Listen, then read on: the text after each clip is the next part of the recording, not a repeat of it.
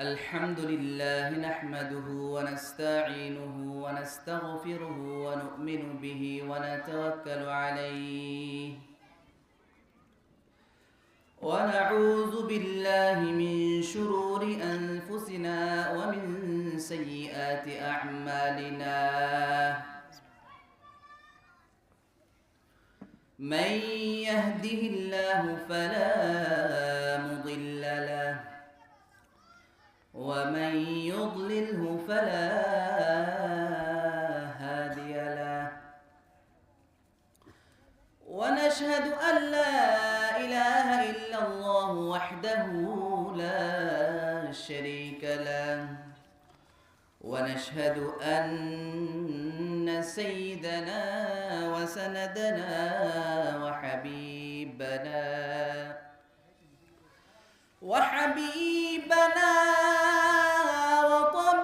وطبيبنا وطبيب قلوبنا ومولانا وأولانا محمدا عبده ورسوله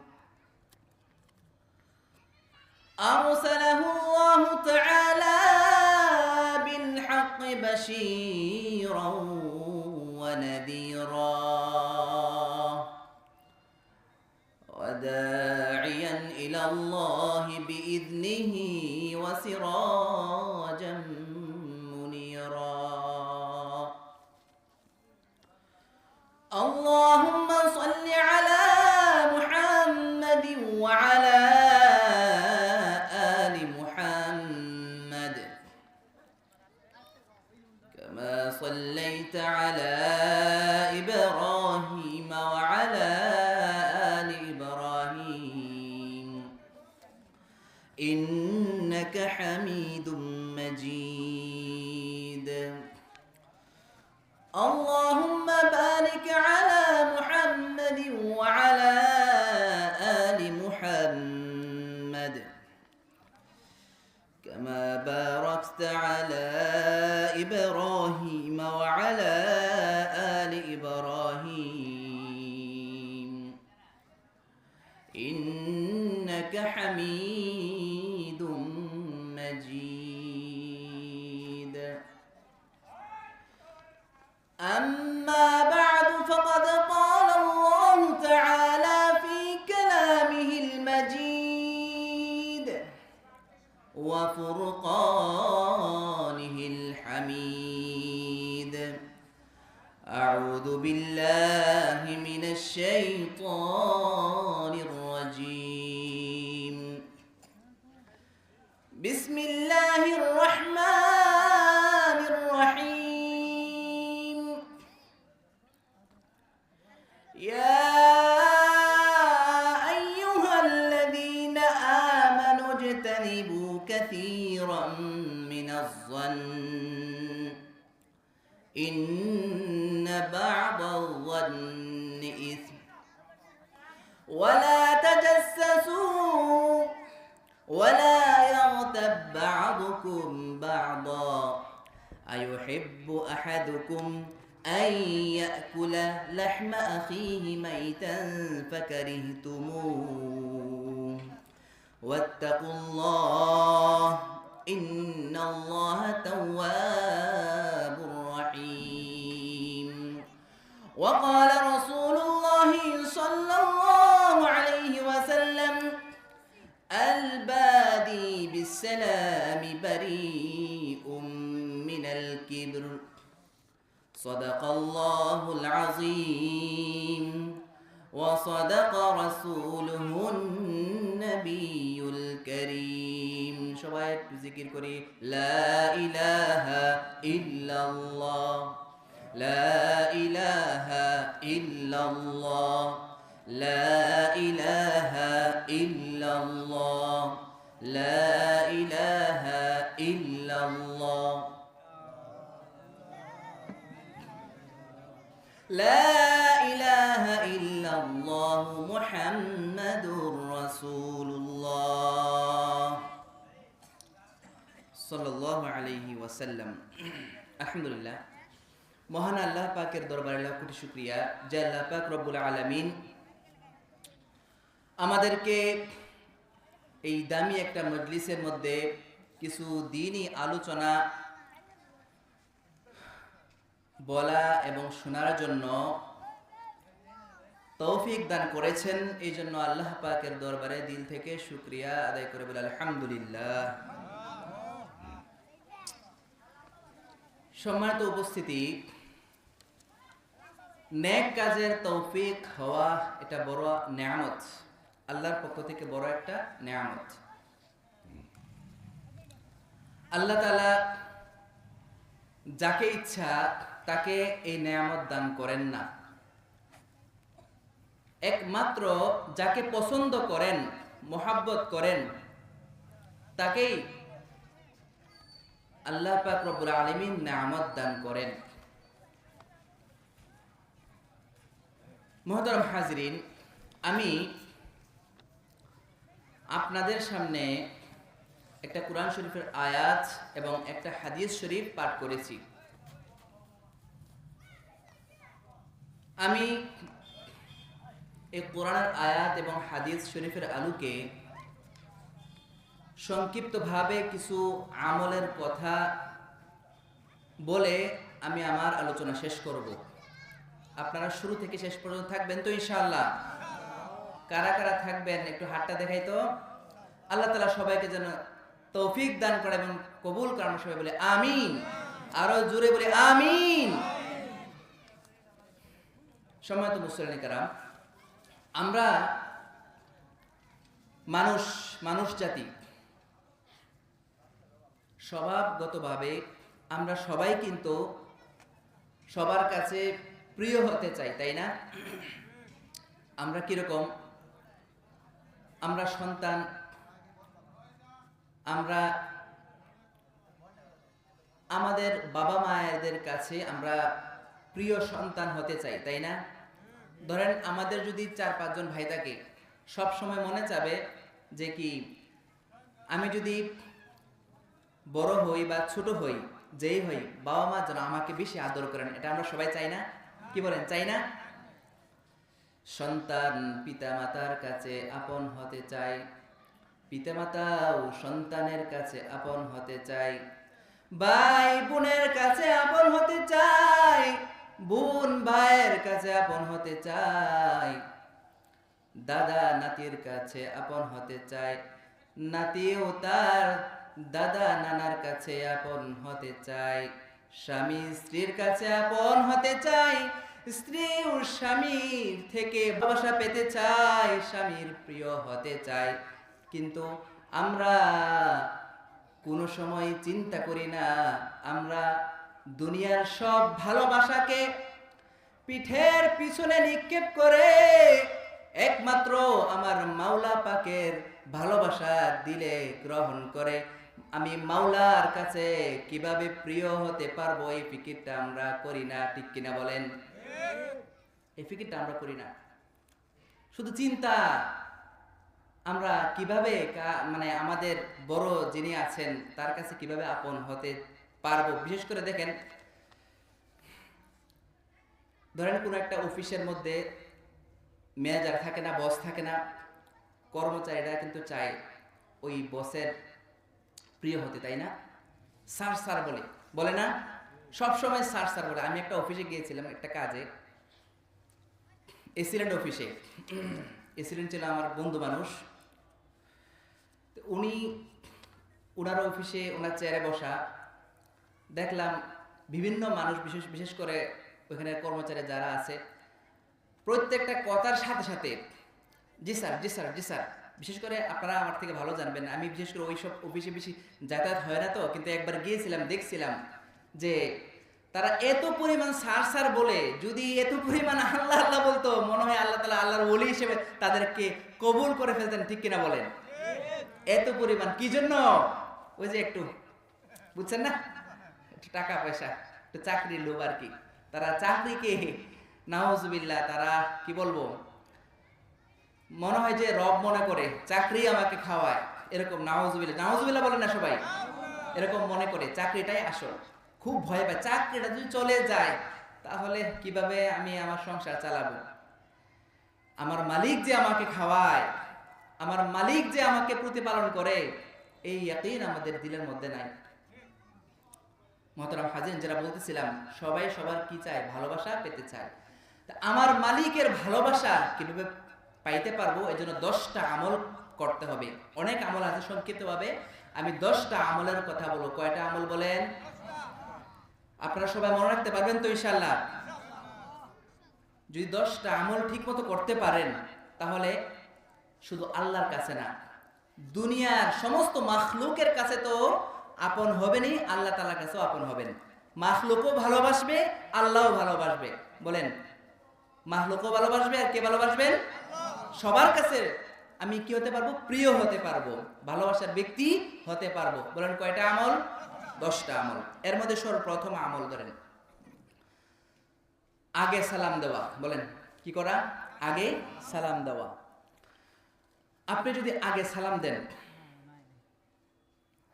তাহলে মানুষ কিন্তু আপনাকে ভালোবাসবে, এই লোকটা কিন্তু ভালো, ঠিক না? হাদিস আছে কি জানেন? قال رسول الله صلى الله عليه وسلم البادي بالسلام بريء من الكبر। নবী বলতেছেন, প্রথম যে সালাম দিবে, নবী সার্টিফিকেট দিয়ে দিচ্ছেন, নবী তাকে সার্টিফিকেট দিয়ে দিচ্ছেন যে সে ব্যক্তি অহংকার থেকে মুক্ত। যে আগে সালাম দিবে, তার দিলের মধ্যে কোনো কি থাকবে না? অহংকার থাকবে না। আর অহংকার কেমন জিনিস?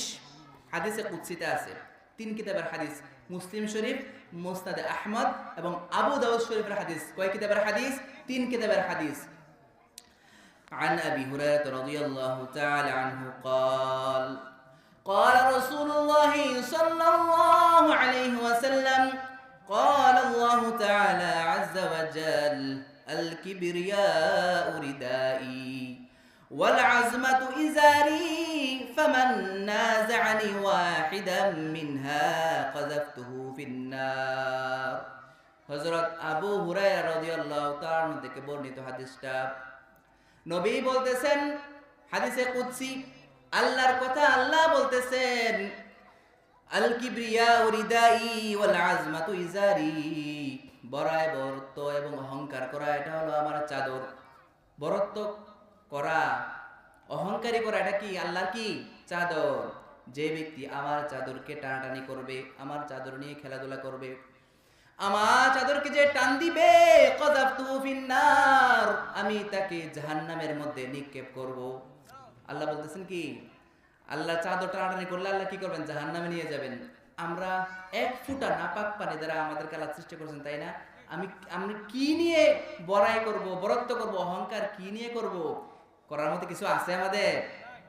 উলঙ্গ অবস্থায় মায়ের পেট থেকে বের হই, ঠিক এই কাপড়হীন ভাবে একটা সাদা কাপড় দিয়ে পেঁচায়, আবার সে উলঙ্গ হয়ে সাদা কাপড় দিয়ে পেঁচায় আমার কবরের মধ্যে কি আমাদেরকে রেখে আসে। কি নিয়ে আমরা কি করব?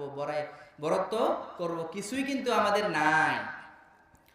মুহতারাম হাজিরিন, এই বরত্ব যে বরত্ব করবে, অহংকারী যে করবে, তাকে আল্লাহ তাআলা ধ্বংস করে দিবেন। এর প্রমাণ কিন্তু আমাদের আছে, আছে না? জ্বলন্ত প্রমাণ আছে আমাদের সামনে।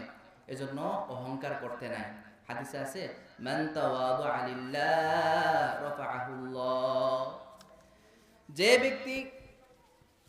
যে ব্যক্তি বিনয়ী হবে, রাফাআহুল্লাহ, আল্লাহ তাআলা তাকে উঁচু করে দিবেন। বলি সুবহানাল্লাহ, বড় করে দিবেন। আপনি বিনয় হন, নিজেকে ছোট মনে করেন, আল্লাহ তাআলা কি করে দিবেন? বড় করে দিবেন। সালাম আগে দিলে কেউ ছোট হয় না, বলেন ছোট হয়? কিন্তু বর্তমান যুগে আমরা সালাম দিতে চাই না।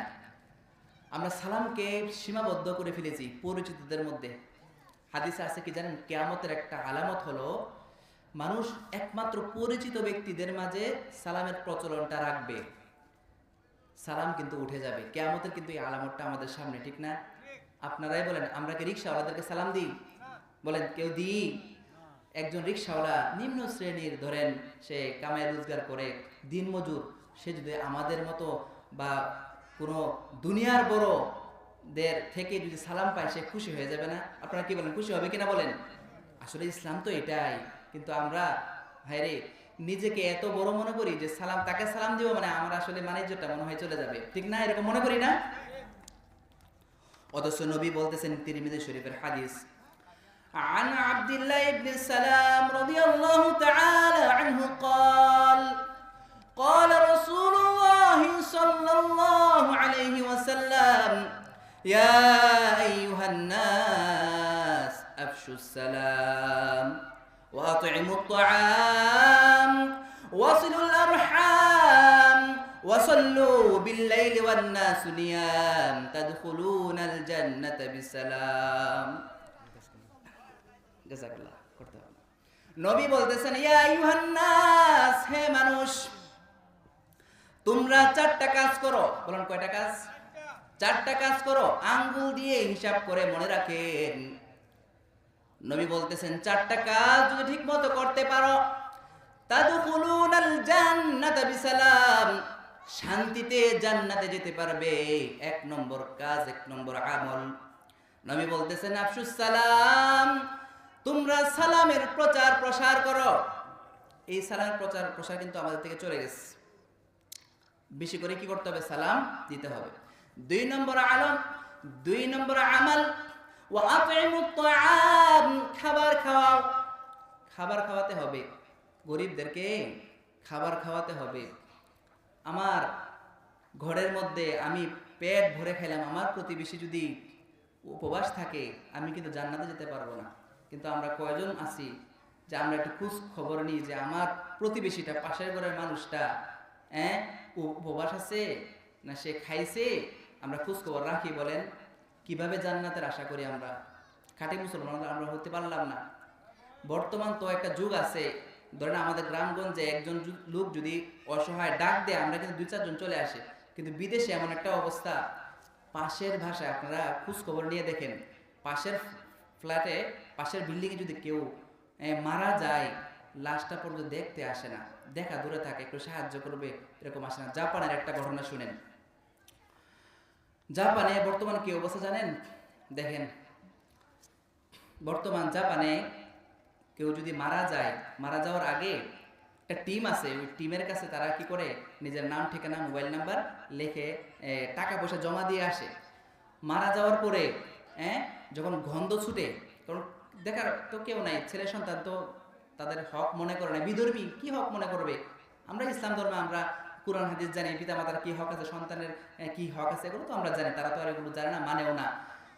মারা যাওয়ার পরে পচে গলে যখন গন্ধ ছড়িয়ে যায়, তখন ওই টিম আসে, আসার পরে ওই তারা উদ্ধার করে নিয়ে তারা ওই যে ফেলে দেয় ডাস্টবিনে। এই অবস্থা চলতেছে আর কি, ইসলাম থেকে দূরে থাকার জন্য। দেখেন কি হালাত পরিস্থিতি। এই জন্য মুহতারাম হাজিরিন, আমাদের কি অবস্থা দেখেন, আমরা কেমন মুসলমান হতে পারলাম?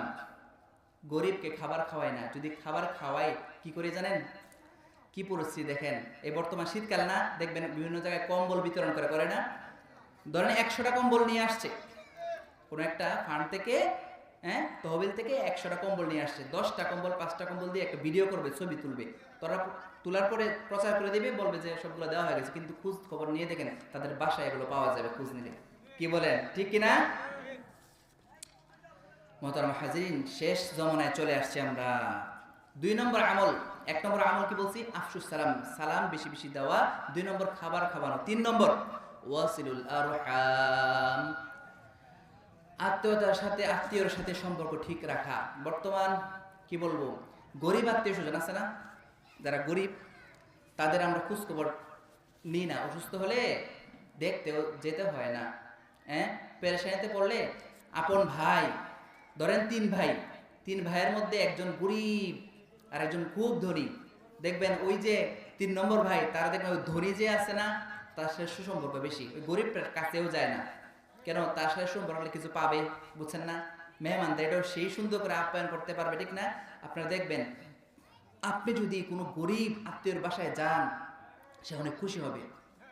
কিন্তু ধনী আত্মীয়র কাছে বাড়িতে বেড়াতে গেলে সে মন খারাপ করবে, সে আসলো, ঠিক না? একটু বিরক্তি বোধ করবে। কিন্তু গরিব আত্মীয়র বাসায় আপনি গিয়ে দেখেন না, সে অনেক খুশি হবে, খুশি হবে না?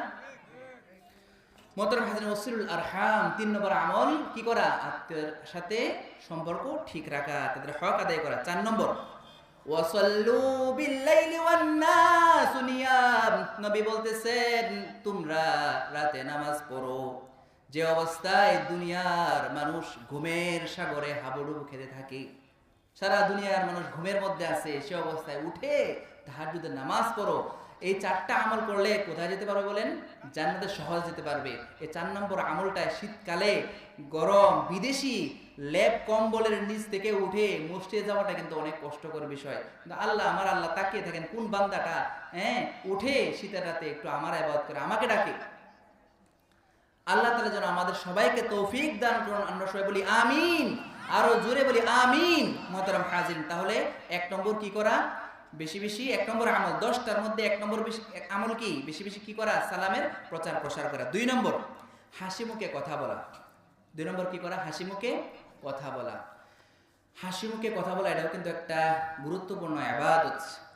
আপনি ধরুন আপনার টাকা পয়সা নাই, আপনি দান সদকা করতে পারেন না, আপনি তো আপনার ভাইয়ের সাথে হাসি মুখে কথা বলেন, আপনি সদকার সওয়াব পাবেন। বলে সুবহানাল্লাহ।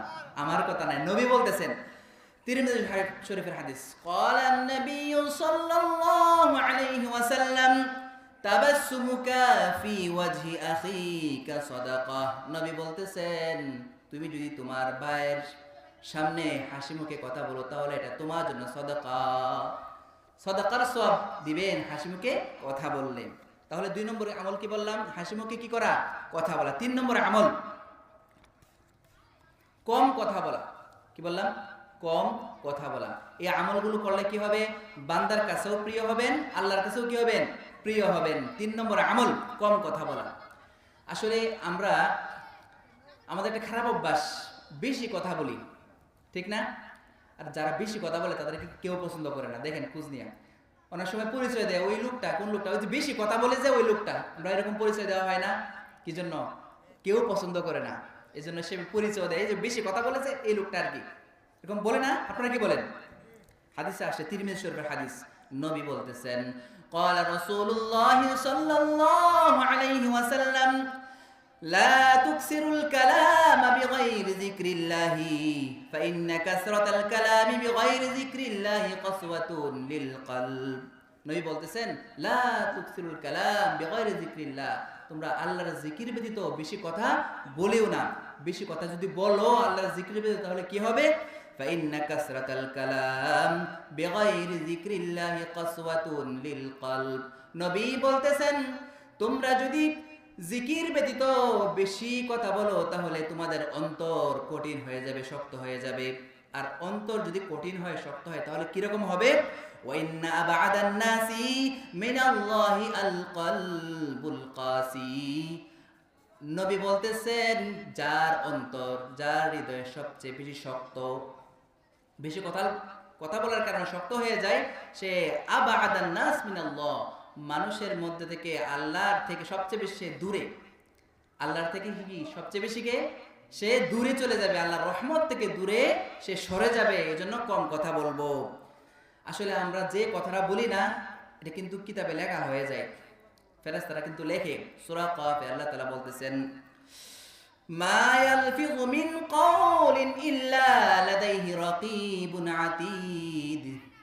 আল্লাহ তাআলা বলতেছেন, তোমরা যে কথাটাই মুখ দিয়ে বের করো, ইল্লা লাদাইহি রাকীবুন আতীদ, একজন প্রহরী নিযুক্ত থাকে, সে কি করে বলেন? লিখতে থাকে সব কথা। আপনি দেখবেন আপনার আমলনামায়, ইয়া আল্লাহ, এগুলা কিভাবে লেখা হয়েছে? আপনি দুনিয়াতে অনর্থক অযথা যে কথাটা বলে ফেলছেন, এই কথাটা পর্যন্ত কি হয়ে যায়? লেখা হয়ে যায়। বুখারী মুসলিমের হাদিস দেখেন, কম কথা বলাটা কত ফজিলত, বেশি কথা বললে কি হয় দেখেন।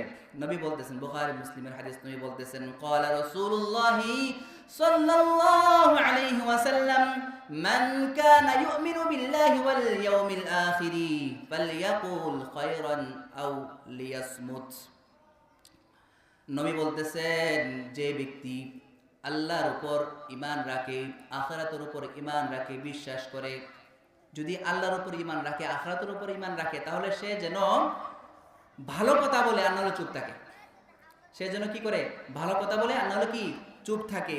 অন্য কিতাবে বলতেছেন, বাইহাকী শরীফের হাদিস, নবী বলতেছেন, ক্বালা রাসূলুল্লাহ সাল্লাল্লাহু আলাইহি ওয়াসাল্লাম ইয়া আবা যার আলা আদুল্লুকা আলা খাসলাতাইন। আবু যর নবীর প্রিয় সাহাবী, তাকে নবী বলতেছেন, হ্যাঁ আবু যর, তোমাকে আমি দুইটা গুণের কথা কি বলবো না? ওমা খাফু আলা যাহরি ওয়া আথকালু ফিল মিজান। ওই দুইটা আমল করতে বেশি সহজ, কিন্তু মিজানের পাল্লায় অনেক ভারী। মিজানের পাল্লায় অনেক ভারী। দুইটা আমল কি? নবী বলতেছেন, ওই সাহাবী বলতেছেন, আবু যর বলতেছেন, কুলতু বালা ইয়া রাসূলুল্লাহ, হে নবী আপনি অবশ্যই বলেন আমাদেরকে সেই দুইটা আমলের কথা।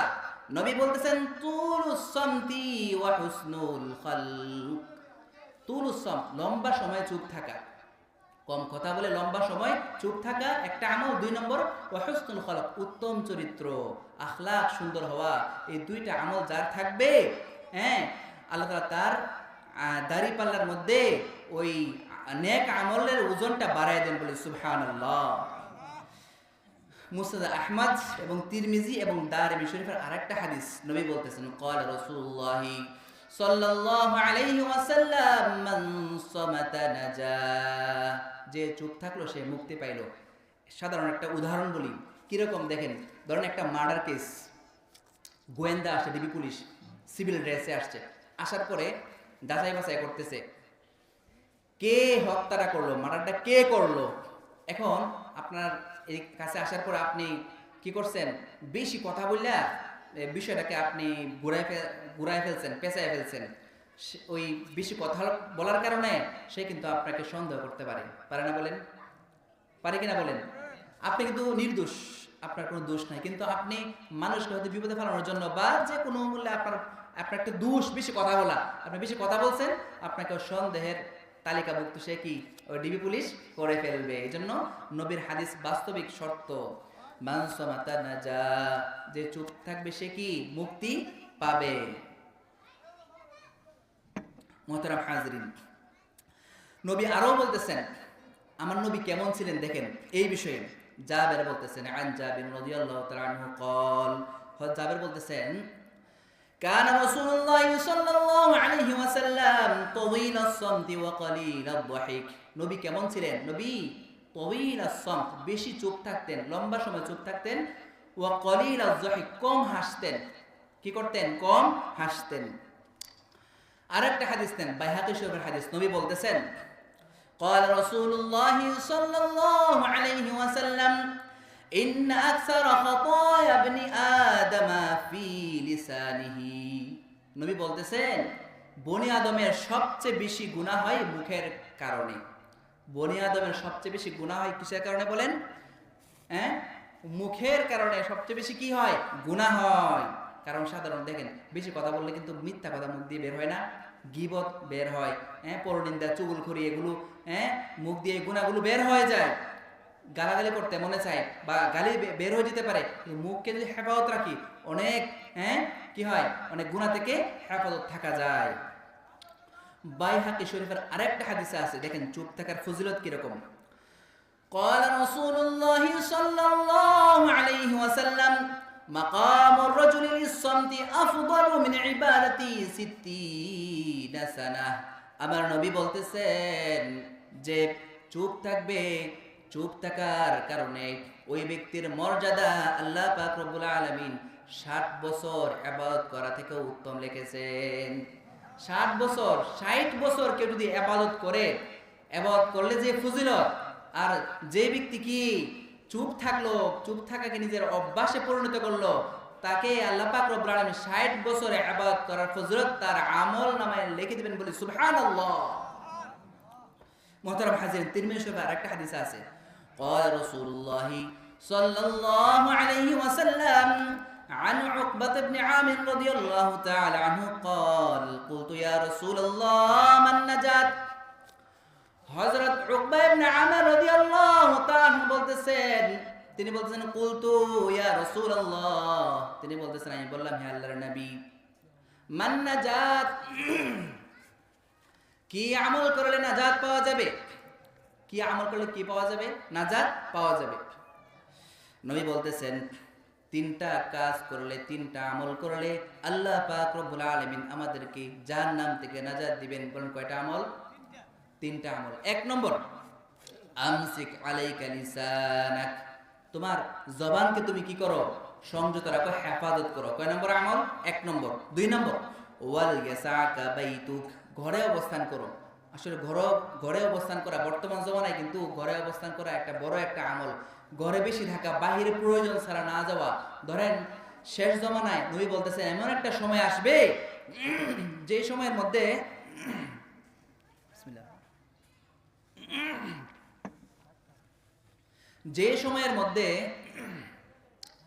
যে সময়ের মধ্যে ইমানের হালত, ইমান অবস্থায় সে ঘর থেকে বের হবে, ইমান হারা হইয়া সে ঘরে ফিরবে। নাউজুবিল্লাহ বলি।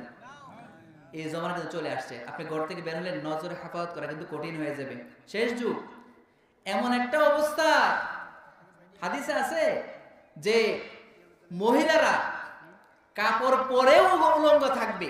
এর মানে এমন কাপড় পরিধান করবে যে কাপড় পরা যে কথা, না পরা একই কথা। সে যুগ চলে আসছে নাকি বলেন আপনারা? এজন্য এই শেষ জমানায় ঘরে বেশি কি করা? অবস্থান করা। 2 নম্বর আমল করা। 3 নম্বর, ওয়াবকি আলা খাতিআতিক, নবী বলতেছেন তুমি তোমার গুনাহের উপর কান্না করো, রুনাজারি করো। নিজের গুনাহের উপর কান্না করা এটা কিন্তু বড় একটা আমল। বর্তমান আমাদের কি দিলটা এমন একটা হালাত হয়ে গেছে, অবস্থা হয়ে গেছে, আমরা কি করি না, নিজে যে একজন অপরাধী, গুনাহগার, নিজেকে গুনাহগারই মনে করি না, ঠিক না? কি বলেন? অথচ নবীর সাহাবীরা যাদেরকে জান্নাতের সার্টিফিকেট দেওয়া হয়েছে দুনিয়ায় থাকা অবস্থায়, তারা নিজের গুনাহের কারণে কান্নাকাটি করতেন। নবী, আমার নবী, যার আগের গুনাহ পরের গুনাহ সবই মাফ, নামাজে দাঁড়ায় পা ফোলায় ফেলতেন। আর আমরা কোথায় আছি চিন্তা করেন। যাই হোক, কয়টা আমল বললাম? 3টা আমল করলে নাজাত পাওয়া যাবে। কবি বলতেছে, চুপ থাকার বিষয়ে কবি বলতেছে কি দেখেন, জারাহাতুস সিনানি লাহাল তিয়ামু, জারাহাতুস সিনানি লাহাল তিয়ামু, ওয়ালা ইয়ালতামু মা জারাহাল লিসানু, ওয়ালা ইয়ালতামু মা জারাহাল লিসানু। কবি বলতেছেন জারাহাতুস সিনান লাহাল তিয়ামু, আপনি যদি দাঁত দিয়ে কাউকে কামড় দেন, আঘাত করেন, এটা কিন্তু কি একদিন কি হয়ে যাবে? ভালো হয়ে যাবে। কিন্তু মুখ দিয়ে কাউকে যখন কষ্ট দিবেন, সে সারা জীবন কিন্তু এটা কি মনে রাখবে। এই জন্য জবানের হেফাজত করা, মানুষকে কষ্ট না দেওয়া। তাহলে 10টা আমলের মধ্যে কয়টা আমল গেল? 3টা আমল গেল। মনে রাখবেন। 4 নম্বর আমল, তামাশার ছলেও মিথ্যা কথা না বলা। 4 নম্বর আমল কি? তামাশার ছলেও মিথ্যা কথা না বলা। বর্তমানে এমন একটা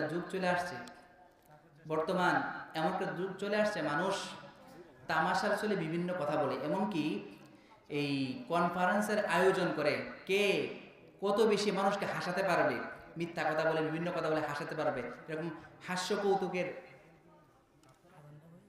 আচ্ছা ঠিক আছে, এখন আজান হয়ে যাবে না? আজান শুরু করলে শেষ করে দিবেন। এখানে আজান দিবে না? ঠিক আছে, এখন আজান হবে। আমি বাকি আলোচনা আজানের পরে করবো ইনশাল্লাহ, সংক্ষিপ্ত সময়ে। এখন আজান হবে। জি, আমরা আজান দিই।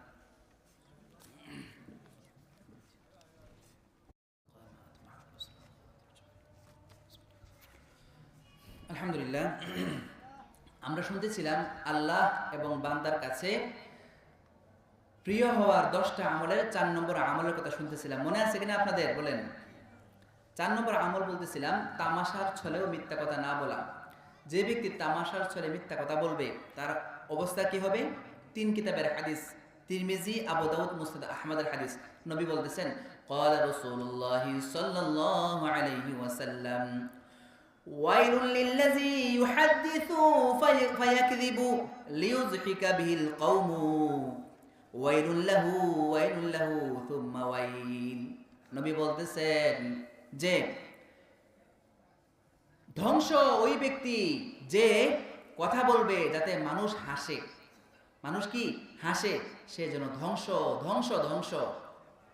এজন্য মিথ্যা কথা না বলা, তামাশার ছলেও মানুষকে হাসার জন্য মিথ্যা কথা না বলা।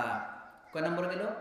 4 নম্বর। 5 নম্বর, ভুল হলে বিনয়ের সাথে ক্ষমা চাওয়া। এই গুণটা কিন্তু আমাদের নাই। ভুল হলেও আমরা কি করি? তার কাছে মাফ চাই, নিজেকে ছোট কেন করব? আসলে মাফ চাইলে ছোট হয় না, আল্লাহ তাআলা বড় বানিয়ে দেন। ক্ষমা চাওয়া একটা বড় একটা গুণ।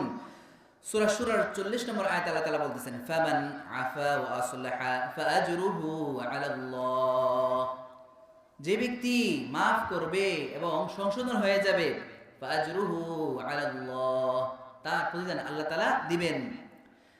মুত্তাকিনদের একটা গুণ মাফ করা, এটা কি মুত্তাকিনদের একটা গুণ। ওয়াল কাযিমিনাল গায়য ওয়াল আফিনা আনিন নাস ওয়াল্লাহু ইউহিব্বুল মুহসিনিন। আল্লাহ তাআলা বলতেছেন যে নিজের রাগকে নিয়ন্ত্রণ করবে এবং মানুষকে মাফ করে দিবে, সে কি আল্লাহ তাআলা তাকে পছন্দ করবেন, মুহাব্বত করবেন। তাহলে 5 নম্বর আমল কি বলছি? ভুল হলে বিনয়ের সাথে কি করা? ক্ষমা চাওয়া।